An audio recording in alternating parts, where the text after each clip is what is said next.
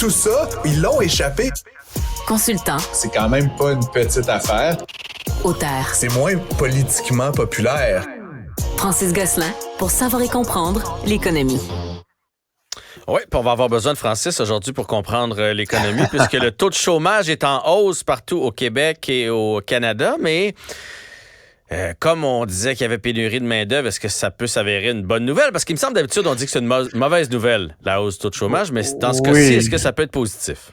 Ben, ça peut être positif pour deux raisons, Jean-François. La première, tu l'as dit, en raison de la pénurie de main-d'œuvre, il y a beaucoup de secteurs d'activité actuellement qui n'arrivent pas à se développer au rythme qu'ils le souhaitent parce qu'il manque de personnel pour réaliser les projets, pour servir les clients, etc. Donc, de savoir qu'il y a un petit peu plus de chômage, ça veut dire qu'il y a un petit peu plus de gens disponibles. Tu sais, pour moi, le chômage, tu sais, on associe souvent à un aspect négatif, mais le chômage, dans le fond, ça veut dire que c'est des gens qui sont entre deux emplois, donc forcément des gens qui sont disponibles pour rejoindre un nouvel employeur. Et donc, c'est bien que ça soit pas zéro. Après, à l'inverse, on veut pas que ça soit une personne, on veut pas que ce soit 20% nécessairement. Mais non. Mais il y a une notion un peu de taux de chômage optimal.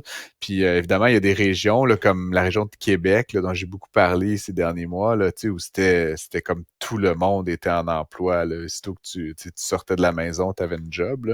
Là, la bonne nouvelle, entre guillemets, c'est qu'à Québec, ça repart un petit peu à la hausse. On est encore dans des taux hyper bas, là, donc de 3,1% par exemple à Québec.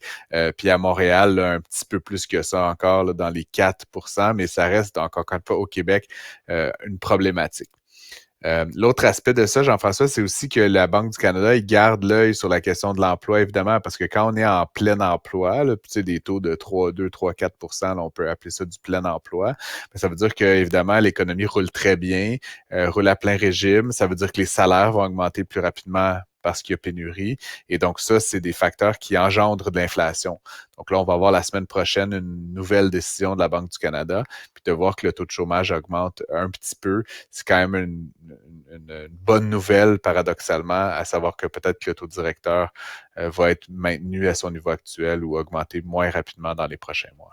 Est-ce que ça veut nécessairement dire que il y a moins de pénurie de main-d'œuvre? Parce que, comme tu le dis, c'est des gens de deux emplois. Ça peut juste vouloir dire aussi qu'ils se sont tannés de leur emploi puis qu'ils n'en ont pas trouvé un autre. Parce que généralement, remarque que là, présentement, il y a un peu de tous les emplois, mais souvent, les emplois, présentement, où on manque beaucoup d'employés, c'est pas les plus intéressants non plus. Ben non, effectivement, tu as raison. Après, tu sais, je sais pas trop comment me positionner face à ça. Ce qu'on observe, c'est qu'il y a moins de gens qui quittent volontairement leur travail qu'il y avait, disons, depuis le début de la pandémie là, jusqu'à tout maintenant. Donc, les gens restent un petit peu plus à leur emploi actuel. Donc, moins ce sentiment-là. C'est probablement un peu une conséquence. Puis, tu sais, je me mets dans moi-même, là, tu sais, c'est sûr que quand tu es dans une situation comme on vit actuellement, où on anticipe un ralentissement économique, où la vie est chère, où les taux d'intérêt augmentent, est-ce que tu as envie de prendre une chance, tu sais, puis d'aller vers un autre employeur? Bon, peut-être qu'il t'offre le même salaire ou un peu plus, mais peut-être que tu n'aimeras pas ça. Peut-être que cet autre employeur-là, il va avoir des difficultés, etc. Fait que les gens, dans des périodes un petit peu un peu plus angoissantes. Là, je dis pas qu'il faut être angoissé par l'économie, mais des périodes un petit peu moins certaines, comme on vit actuellement. Préoccupante? Bon terme.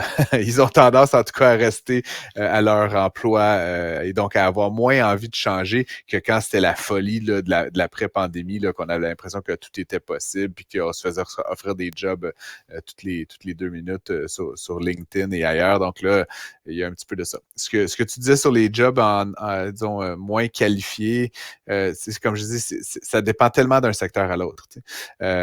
Puis il y a différents niveaux de qualification, mais effectivement, la pénurie de main-d'œuvre, elle frappe moins un peu les bacheliers, là, les universitaires, et beaucoup plus les gens qui ont un métier spécialisé mais professionnel. Il y a une grosse pénurie de soudeurs, il y a une grosse pénurie de techniciens, il y a une grosse. Fait que c'est vraiment un niveau de qualification, mais entre guillemets, pas de doctorat, là, donc des niveaux de qualification avec des gens qui ont vraiment un métier, c'est là où la pénurie de main-d'œuvre frappe le plus fortement actuellement au Québec. À la maison, dans les dernières années, moi j'ai un fils qui veut s'en aller en finance. Un jour, peut-être prendra-t-il ta place, Francis. Et il voulait, évidemment, comme tous les jeunes, investir en crypto-monnaie. Alors moi, je suis pour que mes enfants fassent leurs propres expériences. Heureusement, on n'a pas investi un gros montant. Par contre, Tom Brady, lui, avait investi quand même pas mal et ça tourne pas nécessairement bien pour Tom Brady. C'est deux mauvaises nouvelles. En fait, la première, c'est qu'il avait donc été, Tom Brady, très étroitement associé à l'entreprise FTX. Là, pour les gens qui se rappellent peut-être pas, FTX, c'était une plateforme d'échange de crypto-monnaies où on pouvait acheter et vendre des cryptos. Sa valorisation, à un moment donné, était stratosphérique. Là, on parlait d'une entreprise qui valait là, des dizaines de milliards de dollars. Et en quelques semaines à peine, l'entreprise est disparue. Là, en fait. Elle a fait faillite. Puis non seulement elle fait faillite, mais il restait plus rien. C'est-à-dire que évidemment, quand certaines entreprises font faillite, il reste les machines, il reste les camions, il reste là, il n'y avait rien, usines. rien. Là, Là. il restait 3-4 MacBooks, puis il n'y avait plus rien. Donc, tout ça pour dire, Tom Brady a été associé à cette entreprise-là, FTX. Il en était un peu le porte-parole. Il avait fait des campagnes. On l'appelait un ambassadeur de FTX. Il est allé donner une conférence aux Bahamas. Là, il apparaissait dans des publicités. Et donc, ce qui était un petit peu drôle, deux choses. La première, c'est qu'il disait dans tous ses commentaires que c'était une des institutions les plus fiables. Il insistait beaucoup sur ce terme reliable, hein, fiable. Donc, évidemment, l'histoire ne lui a pas donné raison. Et le contrat promotionnel, bon, c'est pas pour monsieur, madame, tout le monde, mais c'est Tom Brady quand même. Donc, le contrat promotionnel, il recevait, lui, 30 millions de dollars US et sa conjointe de l'époque, Gisèle Bündchen, la mannequin, la magnifique mannequin, elle recevait 18 millions. Donc, à peu près 50 millions de dollars US. Mais tout ça était en action de FTX. Donc, c'était pas, il versait pas ça dans son compte de banque. Des fois, j'imagine qu'on voit ça dans les entreprises comme ça. On paye en action, on paye en avoir. Et donc, évidemment, tout ça ne vaut plus rien, ou en tout cas, on verra si ça vaut quelques cents encore là, une fois que la liquidation sera terminée.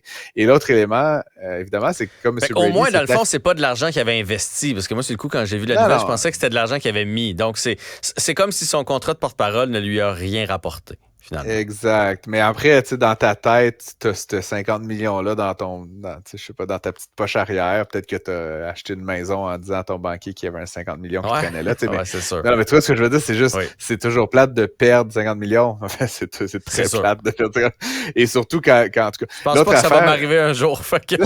Mais j'imagine que c'est plate de perdre 50 millions. Ouais, c'est ça. Je sais pas s'il y a des auditeurs qui ont de l'expérience dans la perte de 50 millions, ils peuvent nous écrire. On serait ravis d'avoir vos histoires. Mais l'autre élément, rapidement, Jean-François, c'est que non seulement il a perdu donc cet avoir qui n'en était pas un, mais en plus, il y a un recours collectif là, qui se tourne et notamment qui poursuit M. Brady pour son rôle dans tout ça, pour avoir justement énoncé des choses là, qui étaient fausses, en fait, notamment par rapport à la fiabilité de l'entreprise. Et donc, ces clients-là, ces anciens clients de FTX-là réclament un dédommagement. Donc, et là, on parle de vrais dollars éventuellement qui pourraient être vraiment sortis du compte de M. Brady.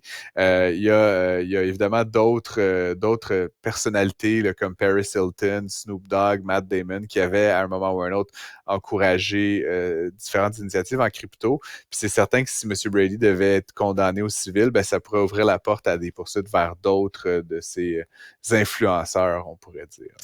Donc, débâcle en crypto, divorce, retraite, c'est pas sa meilleure année au beau Tom. Non.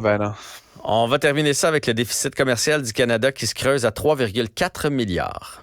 Oui, pour le déficit commercial, dans le fond, c'est la différence entre ce qu'on exporte et ce qu'on importe. Donc, grosso modo, le Canada, d'année en année, de mois en mois, parfois, on a des moments où on est plus exportateur. Puis, évidemment, de pétrole, c'est un des biens qu'on exporte énormément. L'ensemble des ressources naturelles constitue une partie importante de ce qu'on exporte au Canada, qu'on pense au bois d'œuvre, qu'on pense à différents minerais qui sont exploités dans le nord du Canada. Mais là, la tendance s'est inversée, en fait. Et donc là, on a importé davantage qu'on exportait, notamment en raison, encore une fois, de matériaux bruts comme l'argent, etc. Là, c'est certain que, là, je ne sais pas si tu as suivi un peu, Jean-François, mais il y a une grève au port de Vancouver, dans les ports de la Colombie. C'est de la Colombie-Britannique. Mais exact. Dans le fond, ça, ça va certainement avoir un impact là, sur ce qu'on appelle cette balance commerciale dans les prochains mois. Ça fait déjà une semaine là, que la grève sévit là-bas. Puis c'est le plus important port du Canada. Donc, c'est certain que si ça se prolonge, ça aura un impact dans un sens comme dans l'autre là, sur l'équilibre commercial du Canada avec ses partenaires étrangers, notamment l'Asie, où beaucoup de marchandises transitent là, par Vancouver. Donc, il n'y a pas matière à s'inquiéter, mais c'est sûr qu'il y a des pays, mettons, comme les États-Unis, où il y a des balances de paiement négatives là, sur de longues périodes, ça devient éventuellement problématique parce que ça veut dire que tu importes constamment plus que tu exportes, puis là, ça devient un enjeu à un moment donné de gestion de ta monnaie, de gestion de tes actifs, etc. Donc, ça, mais pour le Canada, on n'est pas en terrain dangereux encore là, pour l'instant.